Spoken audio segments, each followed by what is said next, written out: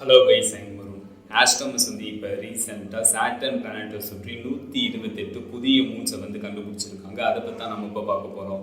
இந்த மாதிரி புது புது அப்டேட்டை நீங்கள் பார்க்கணும், மறக்காம இந்த சேனல் சப்ஸ்கிரைப் பண்ணுங்க. இப்போ அங்கே டீட்டெயிலாக பார்ப்போம்.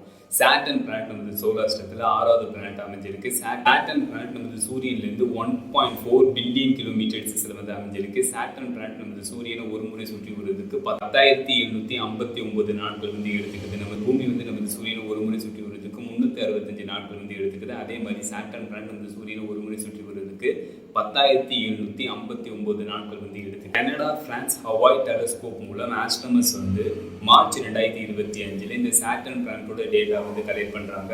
அந்த டேட்டா மூலம் ஆஸ்ட்ரோமஸ் இந்த சாட்டர்ன் பிளானட்டை சுற்றி 128 புதிய மூன்ஸை கண்டுபிடிச்சிருக்காங்க. இதற்கு முன்னாடி Saturn planet 146 moons Saturn planet orbit பண்ணிட்டு இருக்காங்க. பட் ஆஸ்ட்ரோமஸ் கண்டுபிடிச்சிருக்காங்க. ரீசெண்டாக கண்டுபிடிக்கப்பட்ட இந்த 128 புதிய மூன்ஸையும் சேர்த்து சாட்டர்ன் பிளானட்டை மொத்தமா 274 மூன்ஸ் சுற்றி வந்துட்டு இருக்கு அப்படின்ட்டு ஆஸ்ட்ரோனஸ் தெரிவிச்சிருக்காங்க.